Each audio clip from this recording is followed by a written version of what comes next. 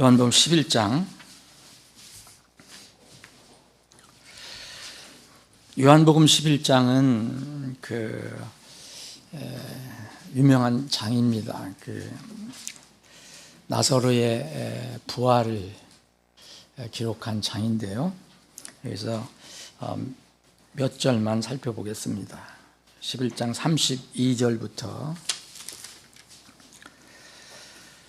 44절까지 제가 가지고 있는 성경을 봉독하겠습니다. 요한복음 11장 32절입니다. 그때 마리아가 예수님이 계신 곳에 와서 그분을 뵙고 그분의 발 앞에 엎드려 그분께 이르되 주여, 만일 주께서 여기 계셨더라면 내 오라비가 죽지 않았으리이다 하더라.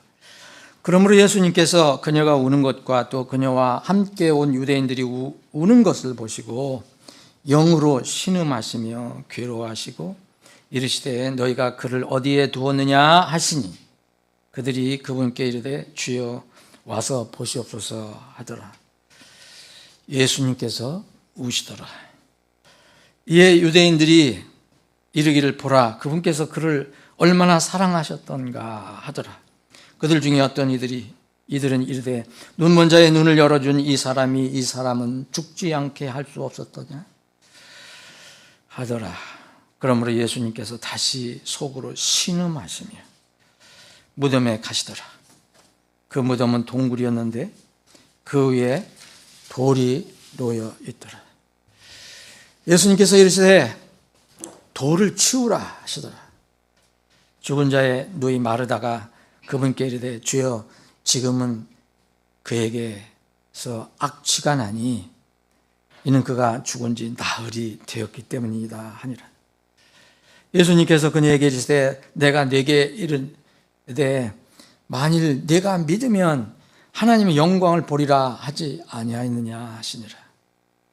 그러자 사람들이 죽은 자가 안치된 곳에서 돌을 치우더라.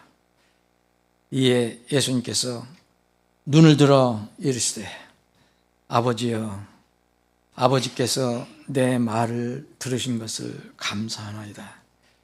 그리고 아버지께서 항상 내 말을 들으시는 줄 내가 알았나이다. 그러나 이 말을 하는 것은 곁에 선 사람들 때문이오니 곧 아버지께서 나를 보내신 것을 그들이 믿게 하려 함이니이다 하시더라. 그분께서 이렇게 말씀하신 후에 큰 소리로 외쳐 나사로야 나오라 하시더라.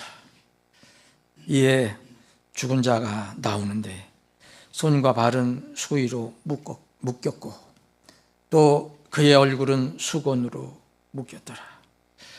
예수님께서 그들에게 이르시되 그를 풀어주어 그가 다니게 하라 하시니라. 아멘. 아버지 하나님, 참으로 감사를 드립니다. 저희들이 매일매일 이렇게 숨을 쉬며 사는 것도 하나님의 은혜와 긍휼 속에 있음을 믿습니다. 오늘도 하나님의 은혜와 불쌍히 여기심 긍휼 가운데 저희들이 주님의 인도하심 따라서 건강한 몸으로 하나님 집에 모여 주님을 예배할 수 있게 해주셔서 참으로 감사합니다. 이 시간 또 저희들에게 생명의 양식을 공급해 주심을 감사합니다. 너희가 빵으로만 살 것이 아니요 하나님의 입에서 나온 모든 말씀으로 살 것이니라고 말씀하신 주님, 우리가 하나님의 자녀라면 결코 빵으로만 살 수가 없습니다. 밥으로만 살 수가 없습니다. 하나님의 말씀이 없으면 저희들은 살아갈 수가 없습니다. 오늘도 영적으로 우리가 배고픈 상태에 있다면 이 시간 주님께서 주시는 영의 양식을 맛있게 달게 먹기를 원합니다. 이 말씀이 우리에게 단 양식이 되게 해 주시옵소서. 거룩하신 예수님의 이름으로 기도합나이다. 아멘. 세상에서 살아갈 때 사람들이 다 희로애락을 겪습니다. 기쁜 일도 있고 때로는 노여운 일도 있고 때로는 슬픈 일도 있고 또 즐거운 일도 있지만 결국은 사람은 마지막에 보면 슬픔으로 끝이 납니다. 우리 몸이 죽기 때문입니다. 그러나 하나님의 자녀들은 몸이 죽을 때 잠깐 고통과 슬픔이 있지만 곧 우리는 하나님께서 약속하신 그 소망이 마음속에 있기 때문에 곧 그 소망은 무엇입니까? 사망이 생명 안에 삼켜지는 그런 놀라운 부활의 소망이 있기 때문에 슬픔에 빠져서 절망하지는 않습니다. 그럼에도 불구하고 여전히 우리는 육을 가지고 사는 동안은 몸이 늙고 병들고 쇠약해져 가는 가운데서 어려움을 겪습니다. 결국 사람은 죽고 그 몸이 죽는 것 그 자체는 슬픈 일이 아니라고 부정할 수가 없습니다. 오늘 우리에게 주신 이 말씀에서 하나님이신 예수님께서 창조를 하신 이 창조주께서 신음하시며 우시는 내용이 기록이 되어 있습니다. 예수님께서 신음하시며 우신 이유를 성경은 기록하고 있습니다. 우리가 가지고 있는 성경은 예수님께서 지상 공생의 사역을 하셨을 때 3번 우셨다고 기록을 하고 있습니다. 왜 우셨을까? 이 3번 우신 것을 성경 기록을 찾아보면 주님께서는 우리처럼 그냥 감정이 있어서 감정대로 오신 게 아닙니다. 주님은 이 땅에 오신 목적이 죄인들을 구원하러 오셨던 겁니다. 믿음을 갖게 하고 믿음을 갖는 사람들에게 구원을 베푸시기 위해서 오셨습니다.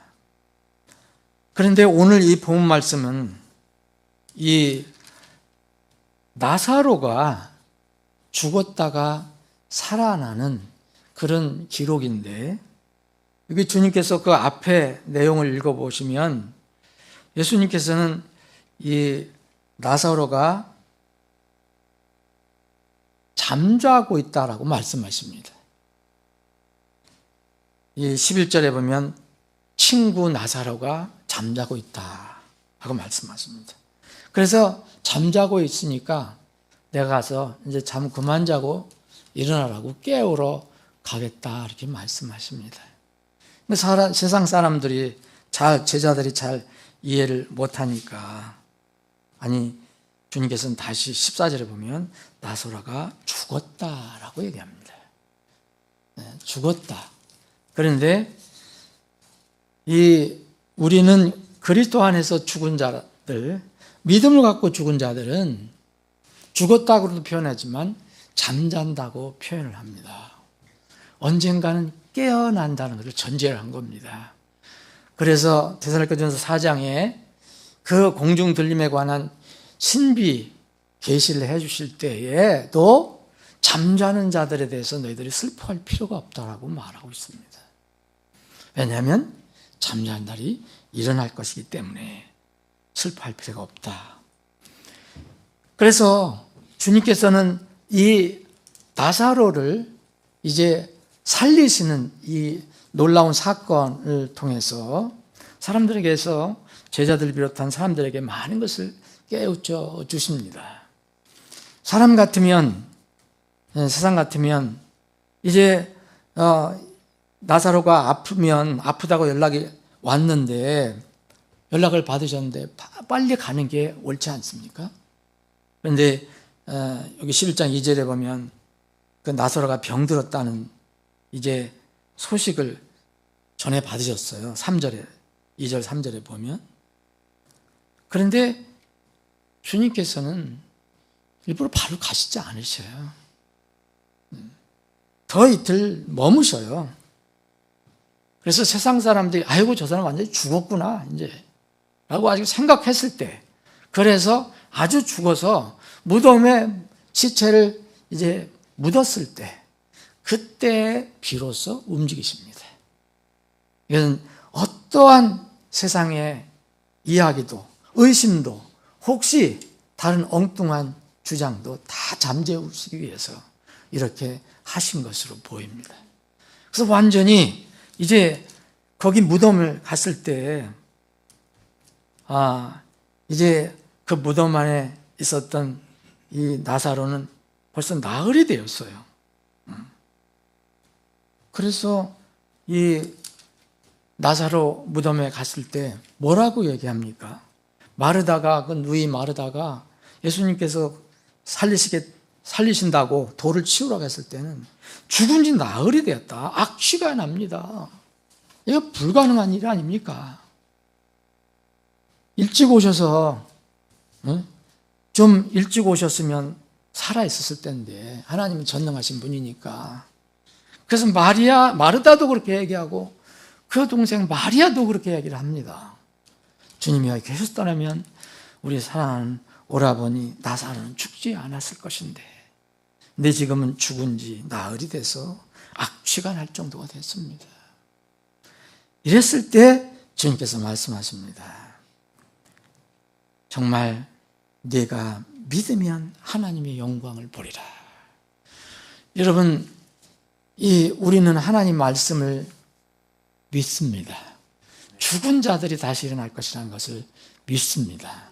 그러면 우리는 이 하나님 말씀 믿고 기다리면 그 영광의 날이 우리 앞에 펼쳐질 것입니다. 마르다와 마리아는 그 순간적으로 잠깐 기다리고 나서 그 놀라운 광경을 보게 되었습니다. 이것은 우리에게 앞으로 펼쳐질 그 놀라운 일을 예표적으로 보여주신 것이라고 생각합니다. 그런데 예수님께서 이 진리를 모르시는 분도 아니고 실제로 죽은 자를 살리시는 분이 왜 우셨을까요? 왜 신음하셨을까요? 첫 번째로는요, 주님께서 신자를 위해서 오셨습니다.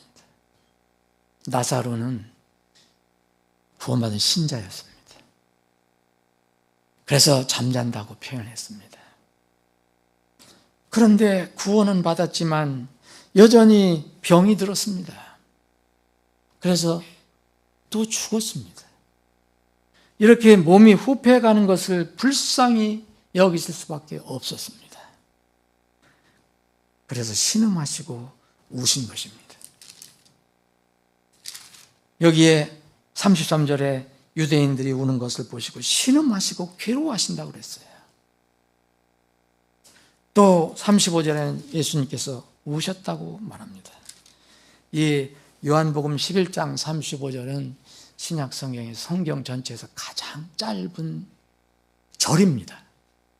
2단어로 되어 있습니다. 영어로는 2단어로 되어 있습니다. 우리도 2단어로 되어 있어요. 그런데 여기에는 놀라운 깊은 진리가 들어있습니다. 예수님께서 우셨습니다. 그것은 나사로 앞에서 우신 것입니다. 나사로의 죽음 앞에서 우신 겁니다. 나사로의 죽음 앞에서 주님께서 우신 것은 나사로가 소망이 없어서 그렇게 우신 것이 아닙니다. 나사로는 부활하기 전에 땅에서 피할 수 없는 그런 삶을 겪었다는 것을 주님은 아셨습니다. 우리도 부활하기 전에 땅에서 피할 수 없는 어떤 희로애락의 삶이 있다. 고난의 삶이 있다는 것을 주님은 너무 잘 알고 계십니다. 그래서 주님은 같이 우는 사람들과 같이 우신 것입니다. 신자를 위해서 우신 겁니다. 우리 구원받은 하나님 백성들도 여전히 구원은 받았지만 이 세상에서 이 험한 세상의 바람을 다 피할 수가 없습니다. 그럴 때 주님은 성령님을 통해서 신음하시고 우리를 바라보시며 우십니다. 또 주님께서 여기서는 신자를 위해서 우신 내용이지만 여러분 누가복음 19장을 보면 누가가 예수님께서 이 예루살렘이 멸망하기 전에 예루살렘을 내려다보시고 우시는 장면을 기록한 내용이 나옵니다. 누가복음 19장 41절 44절에 보면 주님께서 예루살렘에 가까이 오셨을 때 그 도시를 보시고 그 도시로 인해 슬피 우셨다 기록하고 있습니다. 왜 우셨습니까? 이 예루살렘을 향해서 우신 것은 불신자를 향해서 우신 겁니다. 지금 예수님은 우리를 위해서 신자를 위해서도 우십니다. 동시에 예수님은 불신자를 위해서도 우십니다. 모든 사람이 구원을 받고 진리의 지식에 이르기를 원하시는 그 하나님은 목이 곧고 믿음을 거절하고 끝까지 완악한 이 사람들에 대해서 우십니다. 예수님께서 그 멸망할 도시, 그 도시로 인해 슬피 우시면서 이렇게 말씀하셨습니다. 네가 적어도 너의 이 날만이라도 내 화평에 속한 것들을 알았더라면 그러나 지금 그것들은 내 눈에 숨겨졌도다. 예루살렘은 원래 평화의 도시란 뜻입니다. 그런데 거기에는 하나님과의 화평이 없었습니다. 화평이 없으면 전쟁과 멸망밖에 없습니다. 전쟁이 곧 벌어집니다. 외부의 적들이 쳐들어와서 정말 쑥대밭을 만들어 버립니다. 죽이고 포로로 끌고 갑니다. 하나님께서 제시한 그 평화에 속한 것을 조금이라도 너희들이 알았더라면, 그래서 주님이 이런 말씀을 하시면서 우셨습니다. 날들이 너희들에게 임할 것이다. 곧 네 원수들이 내 주위에 참호를 파고 너를 둘러 포위하며 사방에서 너를 가두고 너와 내 안에 있는 자녀들을 땅에 쓰러뜨릴 때가 온다. 그 안에서 그들이 네 안에서 돌 하나도 남기지 않고 다 무너뜨리라.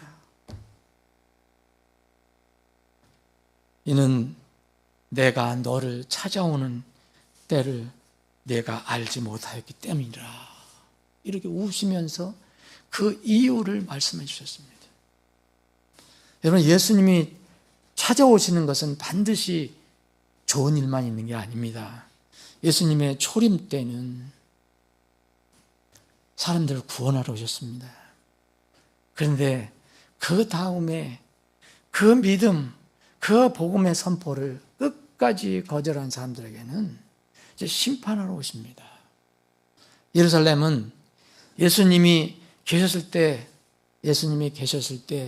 그 예수님의 말씀을 거절했습니다.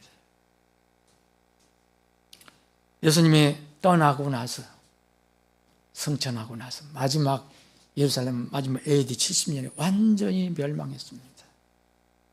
지금까지 유지되고 있습니다. 다 회복이 된 것이 아닙니다. 곧 회복이 될 것입니다. 이렇게 예수님은 멸망당할 예루살렘 앞에서 우셨습니다. 불신자를 향해서 우신 것입니다. 또 한 번 우신 것이 나옵니다. 히브리서 5장 7절에 보면 그분께서는 자신의 육체의 날들에 자신을 사망으로부터 구원하실 수 있는 분께 강한 부르심과 눈물로 기도와 간구를 올려드리셨고 또 그분께서 경외하셨으므로 하나님께서 들으셨느니라. 그런데 이 기록은, 히브리 기자는 예수님께서 뭐 했을 때를 기록할까? 여러분, 삼복음서에 나오는 예수님이 돌아가시기 직전에 겟세마네 동산에 올라가셔서 그렇게 기도하신 내용이 성에 기록되어 있습니다. 근데 정말 그 얼마나 절절하게 기도하셨는지, 정말 이 땀방울이 눈물방울이 되는 것처럼 절절하게 기도를 하셨습니다. 이것을 히브리 기자는 눈물로 기도와 간구를 올려드렸다라고 우시면서 기도하셨던 내용을 기록하고 있습니다. 그런데 이것은 예수님께서 내 자신의, 예수님도 사람의 몸을 입고 오셨으니까 그 부분에 인간의 그 연약한 그것 때문에 나를 건져달라, 내 육신이 너무 힘들다, 그것만을 위해서 우셨을까요? 그렇지 않습니다. 여러분, 같은 히브리서 5장을 보시면 이 히브리서 5장은 뭘 기록한 거냐면 정말 진정한 대제사장이 누구냐? 유대 이스라엘에게는 대제사장이 있었습니다. 제사장도 있었고 대제사장이 있었습니다.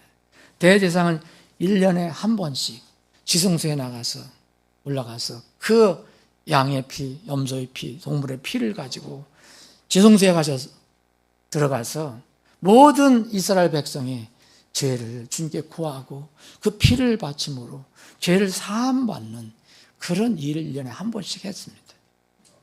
그러나 그 이듬해 또 해야 되고 이듬해 또 해야 됩니다. 이것은 예수님의 오실 예표였습니다. 그래서 이 히브리 기자는 히브리서 5장에서 인간 대제사장이 이렇게 한 것은 바로 영원한 완전한 대제사장이 이루실 것을 보여준 것이라고 설명하기 위해서 그렇게 기록한 것입니다. 주님께서 왜 눈물로 기도와 간구로 올려드리냐? 이것은 주님께서 대제사장으로서 눈물과 기도를 올려드린 것입니다. 같은 히브리서 5장 2절에 보면 그가, 인간 대제사장은 무지한 자들과 길에서 벗어난 자들을 불쌍히 여길 수 있으니 그랬어요. 대제사장은 한 번에 이렇게 1년에 한 번 들어갈 때 이스라엘 백성을 불쌍히 여기는 마음이 있었습니다. 그렇지 않으면 할 수가 없습니다. 그래서 불쌍히 여길 수 있으니 이는 자기도 연약함에 빠져 있기 때문이다. 그래서 자기도 이렇게 연약한 존재이니 백성들과 함께 묶어서 하나님께 긍휼을 구한 것입니다. 그런데 예수님은 히브리서 5장 5절은 그러므로 그리스도께서도 한 대제사장이 되시려 스스로 영화롭게 하지 아니하시고, 영화로우신 분인데 그렇게 하지 않으시고 인간 제사장처럼 그렇게 불쌍한 우리 인간들을 위해서 대제사장 역할을 하시기 위해서 오셨다는 말씀을 하십니다. 결론적으로 대제사장으로서 십자가 사역을 감당하시는 주님 자신에 대해서 아버지께 기도를 드리시면서 오신 것이지만 하나님이신 주님께서 오신 이유는 우리를 위해서 오신 것입니다. 구원받은 신자든 아직 구원받지 못한 신자든 땅에서 몸을 입고 살아갈 때 피할 수 없이 죄와 죄의 싹 그 사망의 지배를 받고 살아갈 수밖에 없는 사람들, 참으로 불쌍히 여기셨기 때문에 오신 것입니다.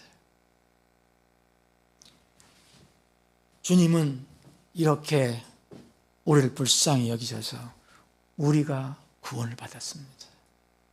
여러분들 힘으로 구원받은 게 아닙니다.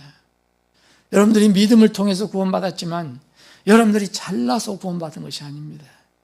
여러분들이 무엇인가 많이 배우고 무언가를 단히 교회 생활을 오래 해서 구원받은 게 아닙니다. 하나님이 불쌍히 여겨주셔서 그 은혜의 복음을 주셨고, 또 사실 믿음도 하나님으로부터 오는 믿음입니다. 그 믿음을 통해서 우리가 구원을 받은 것입니다. 그런데 구원을 받은 우리를 위해서도 불쌍히 여기신다고 말씀하셨습니다.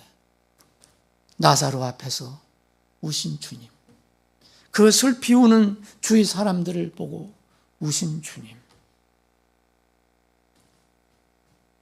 사람을 살리기 위해서 주님은 오신 것입니다. 주님께서 사람을 살리기 위해서 오신 주님이 오시면서 이 놀라운 사역, 그들에게는 기적이었죠. 나사로를 부활시키는 이 기적이, 그 기적을 이루셨는데, 이 오시면서 기적을 이루시면서 하신 말씀이 있습니다. 3가지 명령입니다. 이 명령 우리가 잘 기억해야 합니다. 주님께서 죽은 나사로, 죽은 사람을 살리기 위해서 명령을 하신 게 있어요. 3가지가 있습니다. 죽은 사람이 살아나기 전에 해야 할 3가지 일이라고 볼 수 있습니다. 이 명령은 사람의 생각대로 내용을 바꾸거나 순서를 바꿔도 안 됩니다. 그대로 이루어져야 합니다. 첫 번째는 39절에 돌을 치우라 명령했습니다. 돌을 치우라. 이 명령을 들은 마르다는 뭐라고 그럽니까? 지금 악취가 나서 죽으니까 나흘이 됐는데 돌 치워야 무슨 소용이 있겠습니까? 그 얘기 아닙니까? 그런데 주님은 돌을 치우라고 했습니다. 이것은 그 주위 사람들에게 주신 명령입니다. 하나님 예수님께서 나사로를 살리기 위해서 주위 사람들에게 지금 명령하신 겁니다. 이것은 사람이 할 일입니다. 여러분과 제가 할 일입니다. 돌은 죽은 사람이 일어나 나올 때 장애물이 되는 모든 것을 가르칩니다. 우리는 지금 장례 문화가 이때 유대의 장례 문화와 다릅니다. 유대는 이제 굴을 파서, 동굴을 파서, 바위를 파서 거기에다가 산 사람을 수의를 다 입혀서 그냥 갖다 넣어두는 그런 그 장례 문화입니다. 그래서 입구에다가 돌을 받쳐 놓습니다. 그러면 우리 장례 문화하고는 다르니까 그 유대 장례 문화를 보면은 그래서 돌을 치우라고 한 겁니다. 돌을 치워라. 그럼 거기 길을 만들어 놔라. 왜? 나사로가 나을 거니까. 근데 돌이 막고 있으면 안 되지 않습니까? 불신자가, 믿지 않는 자가 돌을 앞에 두면은 구원을 받을 수가 없습니다. 그래서 주님께서 신자를 위해서 우르셨고 불신자를 위해서 우르셨다고 말씀드렸습니다. 근데 돌을 치우라는 것은 나사로의 주위 사람들에게 하신 명령. 그러면은 나사로가 일어나기 위해서는 돌이 먼저 치워져야 합니다. 그래서 제일 먼저 이 명령을 주신 겁니다. 불신자가 구원받기 위해서는 치워져야 하는 것들이 있습니다. 이런 돌들이 많습니다. 무거운 돌들이 많습니다. 그 사람 자체의 교만이 있을 수도 있습니다.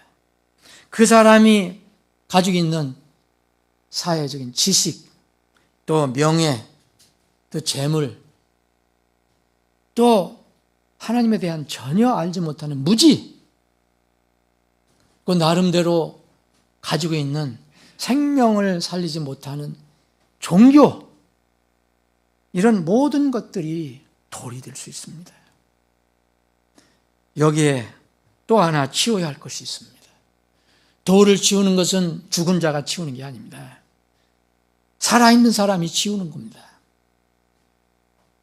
또 하나가 있다면 실족하게 하는 것을 치워야 합니다. 죽은 자가 일어나서 나오는데 실족거리가 되는 것을 치워야 합니다. 이 실족하게 하는 것은 신자의 언행입니다. 신자의 말과 행동입니다. 그래서 신자의 책임이 큽니다. 왜 신자가 때로는 불신자의 구원도 막는지 여러분들 생각해 보셨습니까? 여러분 요새 전도 한번 해보십시오. 교회 얘기 많이 합니다. 교회가 그렇다면, 교회 다니는 사람이 그렇다면 차라리 집에 있는 게 낫지 않습니까? 그렇게 얘기하는 사람 꽤 있습니다. 사회에 이 땅의 소금과 세상의 빛의 역할을 잃어버렸기 때문입니다. 이것을 치워야 합니다. 여러분들 누구한테 전도를 할 때 정말 여러분들이 어떻게 비치는가, 이거 무시하면 안 됩니다. 우리가 성인군자가 될 수는 없어요. 그러나 이거는 무시할 수 없는 요소입니다. 그래서 주님께서 말씀하십니다. 죽은 자에게 명령하신 게 아닙니다. 살아있는 우리에게 돌을 치우라라고 말합니다. 두 번째는 돌을 치우면은 주님께서 하실 말씀이 있습니다. 그래서 이제 이 명령에 따라서 돌이 치워졌습니다. 41절에 보면 사람들이 죽은 자가 안치된 곳에서 돌을 치우더라. 그 다음에 주님께서 하신 명령이 있습니다. 두 번째는 바로 43절입니다. 그분께서 이렇게 말씀하신 후에 큰 소리로 외쳐 나사로야 나오라. 이것도 명령입니다. 이것은 누가 듣는 명령입니까? 죽은 사람이 듣는 명령입니다. 나사로야 나오라. 죽은 사람은 이 말씀을 들어야 합니다. 그래야 살아납니다. 나사로는 이 말을 들었습니다. 그래서 이 44절에 보면 그 죽은 나사로가 나온다라고 기록을 하고 있습니다. 나사로야 나오라. 이 명령을 하실 수 있는 분은 이 세상에서, 우주에서 딱 한 분밖에 없습니다. 하나님, 삼일체 하나님, 그분밖에 할 수가 없습니다. 사람은 할 수가 없습니다. 요새는 이상한 교회에서 죽은 자도 살린다고 막 어떤 사람이 막 나오라 살아라 막 얘기하잖아요. 이건 오직 하나님만 하실 수 있는 말씀입니다. 초대교회 사도들이 했던 건 하나님께서 그렇게 하실 수 있는 능력을 주셔서 나와라 명령을 한 게 아니라 그런 능력으로, 은사로 일으켜 세운 겁니다. 나사로야 나오라. 그것은 하나님만 하실 수 있는 겁니다. 사람의 권한과 능력 밖의 일입니다.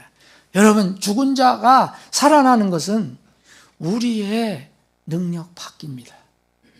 그런데 왜 우리에게 이 그 죽은 자를 위해서 수고하라고 말씀하십니까? 우리가 수고하는 것은 돌을 치우는 겁니다. 이 사람이 살아나는 것, 이것은 그 사람과 하나님과의 관계입니다. 이는 우리가 할 수 있는 것이 아닙니다. 그래서 에스겔 예언자도 뭐라고 얘기했습니까? 너희들이 복음을 전하지 않는 것이 문제다. 그건 하나님께서 너희들에게 물을 것이다. 근데 그 사람이 사는 거, 살아나고 죽는 건 너희들 책임이 아니다라고 말씀했습니다. 분명히 이해해야 됩니다. 우리가 최선을 다해야 돼. 그 사람의 영혼은 우리가 살리고 죽이고 할 수 있는 게 아닙니다. 자, 주님의 이 명령을 받은 나사로가 나왔습니다. 나왔을 때 주님께서 또 한 명령을 주셨습니다. 죽은 자가 나오는데 어떻게 나옵니까? 손과 발은 수의로 다 묶였습니다. 얼굴은 수건으로 묶였습니다. 이거는 우리 문화나 거기 문화나 비슷한 것 같습니다. 여러분 장례식에 가보신 분들 이제요? 예? 여러분 입관 예배 참석하신 분들, 입관할 때 참석하신 분들 다 보셨죠? 똑같습니다. 그런 상태입니다. 그런데 나사로야 나오라 이 음성을 듣고 나사로 몸 안에 생명이 생겼습니다. 그런데 이 나오긴 나오는데 손과 발은 수의로 묶였고 얼굴은 수건으로 묶인 채 나오는 겁니다. 그게 어떻게 보겠어요? 그렇게 된다면 지금 산도 얼마나 놀라겠습니까? 밤이라면 더 놀랄 거예요 아마. 좀비도 아니고 이게 뭐냐? 근데 한 발, 두 발 뛰고 지금 이 동굴 무덤을 나옵니다. 얼마나 놀랬겠습니다. 근데 주님께서 이렇게 말씀하십니다. 그를 풀어줘. 그가 다니게 하라. 다리가 꿈틀거리고 나오려고 하지만 다리가 묶이고 얼굴도 묶이고 가리고 손도 몸에 묶이고 그랬다면 어떻게 겨우 일어나기는 일어나고 꿈틀거리기는 했겠지만 움직이지를 잘 못합니다. 살아있는 사람은 분명히 살아있습니다. 이 사람은 어떤 모습을 우리에게 알려주고 있습니다. 이것을 풀어줘야 다닐 수 있다는 것을 알려줍니다. 어떤 사람은 이런 것에 쌓여서 완전히 눈도 가려지고 몸도 쌓여 있어서 구원을 받지 못한 사람이 있습니다. 그런데 어떤 사람은 구원을 받았는데도 말씀 중심의 신앙생활을 하지 못해서 여전히 생명은 있는데 아직 세상 가르침, 비성경적인 종교 이런 것에서 벗어나지 못하는 사람들이 많이 있습니다. 이들의 몸과 얼굴을 가리고 있는 것들이 많습니다. 이것들을 살아있는 성도들과 교회가 풀어주라는 겁니다. 그래야 나사로가 이제 움직일 수가 있게 됩니다. 하나님께서 모든 사람에게 주시는 주님의 명령, 이 명령은 두 가지로 집약할 수 있습니다.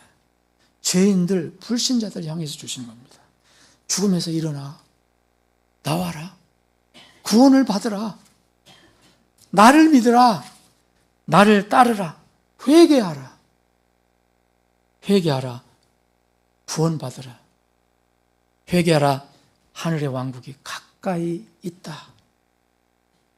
이런 모든 말씀, 수고하고 무거운 짐을 진 모든 너희들 다 내게로 와라.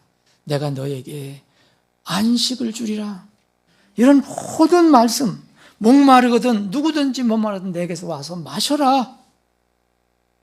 이것들이 바로 모두 세상 모든 죄인들과 불신자들 향해서 주시는 명령입니다. 그것을 여러분들과 저는 받은 것입니다. 어떤 사람은 우여곡절 끝에 받은 사람이 있고 어떤 사람은 쉽게 받는 사람이 있지만 어쨌든 목마를 때 주님께 와서 생수를 마신 사람들입니다. 우리는 이 말씀을 전하는 겁니다. 근데 동시에 오늘 말씀에서 알려주는 것처럼 하나님께서 또 사람인 우리에게도 신자에게도 하나님의 자녀들 향해서도 주십니다. 그 명령은 이겁니다. 그를 풀어줘. 그가 다니게 하라. 여러분, 그 사람이 못 풉니다. 그 사람이 스스로 못 풀으니까 주님께서 나사로가 풀 수 있으면 나사로야 네가 이제 살아났으니 그를 풀어서 그 모든 걸 다 풀어서 걸어와라. 그렇게 명령하지 않으셨습니다. 누구한테 했습니까? 거기 주위에 있는 사람에게 했습니다. 여러분, 사람을 살리는 일과 그들이 살아나면 잘하는 일을 하라고 지금 명령하는 겁니다. 살아나면 침례를 주고 또 가르쳐서 잘하게 하라고 하는 겁니다. 그게 주님이 우리에게 주신 지상명령입니다. 마태복음 28장 19절, 20절 이 말씀이 바로 그 말씀입니다. 너희는 가서 모든 민족들을 가르쳐라. 복음을 전해라. 이것은 뭐 얘기합니까? 돌을 치워라.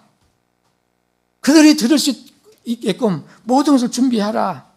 그리고 이제 살아나면 아버지와 아들과 성령의 이름으로 그들에게 침례를 주고 무엇인지 내가 명령한 모든 것들을 그들에게 가르쳐 지키게 하라 그랬지 않습니까?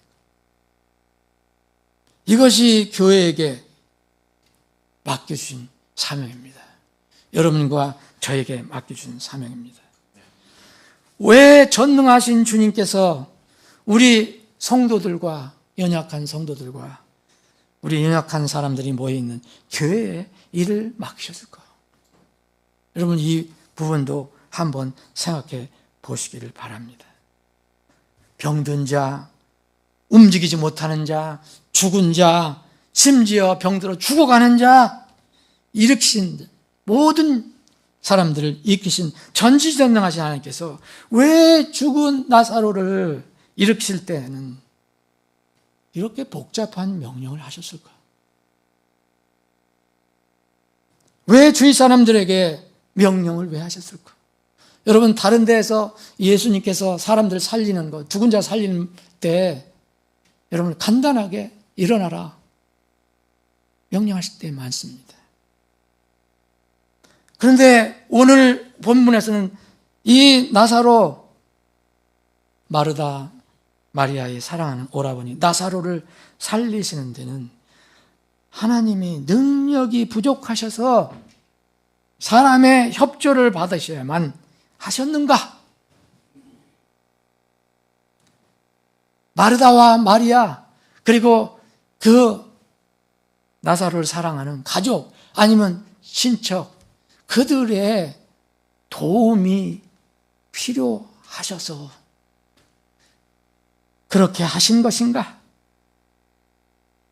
만약 나사로를 살리시는데 능력이 부족하셔서 사람의 협조를 받아야만 하셨다면 그분은 더 이상 전능하신 창조주 하나님은 아닙니다. 그분은 말씀으로 세상을 창조하신 분이 아닙니다. 주님께서 죽은 나사로의 무덤 앞에 있던 사람들에게 돌을 치우라고 명령하신 거예요. 이 명령을 먼저 주시고 살리신 뒤에는 그를 풀어 그가 다니게 하라고 명령하신 이유는 단 하나입니다. 예수님이 능력이 부족해서가 아닙니다.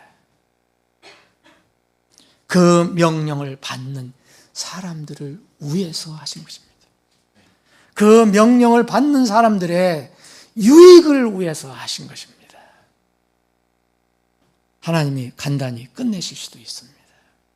여러분, 이 원리는 성경 이 창세기서부터 요한계시록까지 원리가 다 들어가 있습니다. 하나님이 어떤 때는 말로 한마디로 다 끝내버리십니다. 그런데 하나님께서는 오래 참으시면서 그 중간에 사람을 쓰십니다. 무슨 조직을 쓰십니다. 어떤 가정을 쓰십니다. 그래서 이 가정을, 이 사람을 쓰시기를 원했다가 이 가정이, 이 사람이 순종하지 않으면 다른 사람을 또 쓰십니다. 여러분, 이것이 하나님께서 우리의 지금 이 사람 살아가는 우리에게 놀랍게 주신 진리입니다.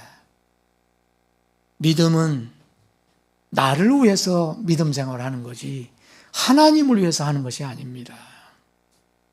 하나님을 예배하는 것은 나를 위해서 하는 거지, 하나님이 우리 예배를 받으신다고 하나님이 보좌가, 왕자가 더 높아집니까?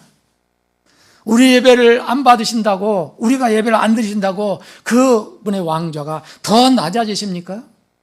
천만의 말씀입니다. 그분은 변하지 않으신 분입니다. 우리는 그분의 영광에 티끌만치도 더하고 빼지도 못합니다. 그럼에도 불구하고 성경은 우리에게 하나님께 영광을 돌리라고 말합니다. 하나님께 예배를 드리라고 말합니다. 그리고 전능하신 하나님께 우리에게 명령을 하십니다. 권면을 하십니다.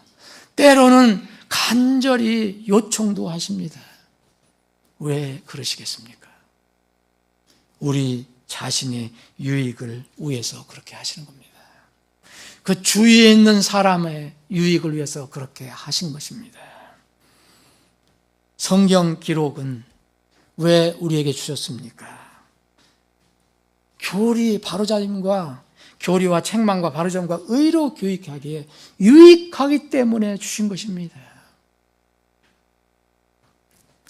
고린도전서 7장 35절에 이 사도 바울은 어떤 문제로, 결혼 문제로 물은 사람에게 이런 얘기를 합니다. 내가 너희 자신의 유익을 위해 이 말을 하노니 그랬어요. 하나님의 말씀을 따르는 것은 우리 유익을 위한 것이지, 하나님이 우리가 말씀을 따르고 안 따르고 그거에 따라서 하나님의 무슨 문제가 변화되는 것이 아닙니다. 우리의 유익, 말씀에 순종하고 비록 어렵고 고단한 인생의 삶이지만 그 속에서도 기쁨으로 신실하게 말씀에 순종해서 살아가는 신자들에게 합당하게 보상을 해 주시기 위함입니다. 그래서 성경은 계속해서 보상 이야기를 한 겁니다. 마태복음 4장 42절에는, 10장 42절에는 찬물 한 잔의 수고도 잃지 않는다라고 말합니다. 마태복음 16장 21절에는 주님께서 함께 천사들과 함께 오실 때는 각 사람에게 그들의 행위대로 보상해 줄 것이다라고 말합니다. 모세는 어떻게 정말 믿음의 사람이라고, 아브라함의 믿음의 사람이지만 모세도 믿음의 사람이었습니다. 히브리서 11장에 보면 모세가 어떻게 믿음의 사람으로 거기에 기록이 됐나. 이 세상 살아가는데 자기 육신의 즐거움 이런 것들은 내려놓고 쾌락들을 즐기는 것보다 차라리 하나님의 백성과 고난받는 것을 택했다. 그리스도의 치욕을 이집트에 보아받아 더 큰 재물로 여겼다. 그는 이집트의 왕자로 살아갈 수도 있었는데 그것을 포기했습니다. 그리스도의 치욕, 그리스도께서 수치받는 것을 자기도 감당했다고 나섰습니다. 왜냐하면 모세는 성경이 말하기를 이렇게 이야기합니다. 이는 그가 보상으로 보답해 주시는 것을 중시하였기 때문이다. 모세는 미래의 어느 날 주님을 만날 때 주님으로부터 오는 그 하나님의 평가를 알고 있었습니다. 주님이 곧 오십니다. 어떤 사람은 금년에 오신다고 성급하게 얘기하는 사람도 있습니다. 늘 있는 이야기지만, 근데 주님은 분명히 말씀하십니다. 내가 속히 가노니, 승천하신 주님께서 하늘에서 계시를 주시면서 내가 속히 가노니 내가 줄 보상이 내게 있어 각 사람에게 그의 행위가 어떠할지에 따라 주리라. 말씀을 정리하겠습니다. 세상 명령 수행은 명령을 받은 사람이 주님처럼, 주님의 마음처럼, 주님이 그렇게 하신 것처럼 사람들을 불쌍히 여길 때 전도 선교는 시작이 됩니다. 이런 마음이 없으면 전도 선교는 불가능합니다. 사람에게 복음을 전하는 건 공식에 대입해서 풀어낼 수 있는 수학 문제가 절대 아닙니다. 사람의 신비한 마음에서 이 구원이 이루어집니다. 복음은 사람의 마음에 들어가는 겁니다. 머리에 들어갔다가도 반드시 마음으로 내려와야 합니다. 마음이 어떻게 되는지는 우리는 모릅니다. 그래서 사람을 불쌍히 여기는 마음, 긍휼히 여기는 마음으로 끊임없이 기도하고 사랑의 수고를 하지 않으면 풀 수 없는 문제입니다. 우리는 주님의 긍휼로 구원을 받았습니다. 분명히 그렇게 성경은 기록하고 있습니다. 우리가 행한 의의 행위들로 하지 아니하시고 오직 그분의 긍휼을 따라서 그분께서 우리를 구원하시되 중생의 시승과 성령님의 새롭게 하심으로 하셨으니 긍휼의 주님께서 우리에게 전도 대상자와 또 우리 서로를 향해 긍휼히 여기는 마음을 풍성히 주시기를 소원합니다. 벌써 금년도 한 달이 지나가고 있습니다. 이 우리에게 사람을 향한 긍휼히 여기는 마음을 더 풍성히 주셔서 이 긍휼히 여기는 마음으로 지상명령을 잘 수행하는 한 해가 되기를 저는 간절히 기도하고 소망하고 있습니다. 이런 하나님으로부터 오는 복이 여러분들과 우리 교회와 저에게 있기를 주님의 이름으로 축원합니다. 기도합니다. 아버지 하나님, 오늘 말씀을 통해서 다시 한번 금년 벌써 한 달이 지나가는데 한 달을 돌아봅니다. 주님, 우리 자신을 돌아보고 우리 교회를 돌아봅니다. 주님께서 그렇게 간절하게 우리에게 명령하신 이 명령 사명을 돌을 치우라는 명령, 그리고 그를 풀어주어 그가 다니게 하라는 이 명령을 우리가 얼마나 마음에 품고 수행했는지 돌아보기를 원합니다. 나사로를 살리시기 위해서 나사로의 죽음 앞에서 신음하시며 괴로워하시며 우신 주님, 우리도 그 혼을, 사람의 혼을, 불쌍한 혼을 향해서 참으로 괴로워하고 또 신음하며 우는 우리들이 되기를 원합니다.